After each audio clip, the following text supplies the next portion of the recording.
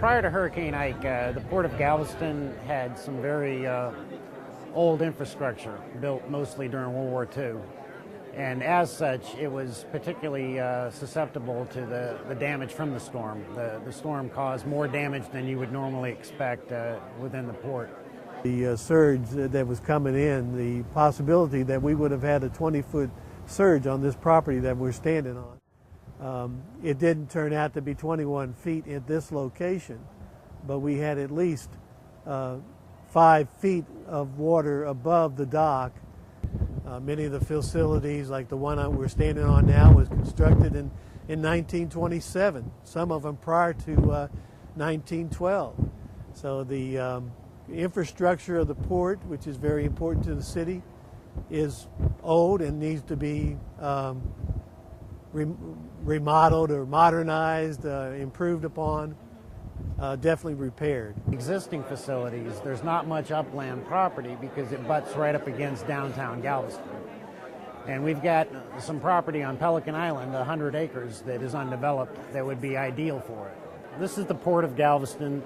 The lower portion of the map is actually Galveston Island. The upper portion of the map is Pelican Island, which is a spoil island that developed from digging the channels in and around the Galveston-Houston area. You've got a ship repair facility located here on port property. You've got Texas A&M Galveston located here.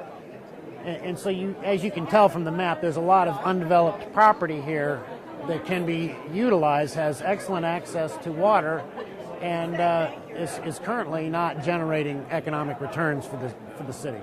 And one of the problems with taking a discrete area and wanting to develop it is that there's a lot of interaction with other agencies. On Pelican Island, the access to it is by a very old bridge, and it's a bridge that was damaged during the storm. And it has its own reporting structure. There's a separate government agency that oversees that. And so what our project intends to do is bring together all the different stakeholders that would have some say or some piece of developing this port to ensure that all of their capital improvement plans are consistent. Without FEMA as the sort of shaping structure, I'm not sure how we would have gotten through this process. They brought organization, they brought technical expertise, they certainly brought knowledge of funding sources. They brought just the sheer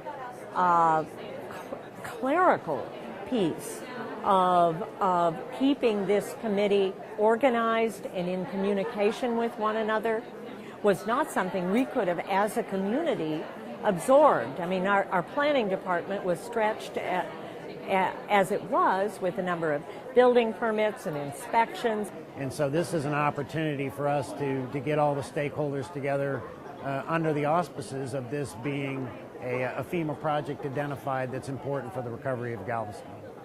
This would not have happened on its own with the community. It certainly would not have had as widespread involvement. It wouldn't have been as well organized. We wouldn't have made as rapid progress as we did. So it's an excellent program.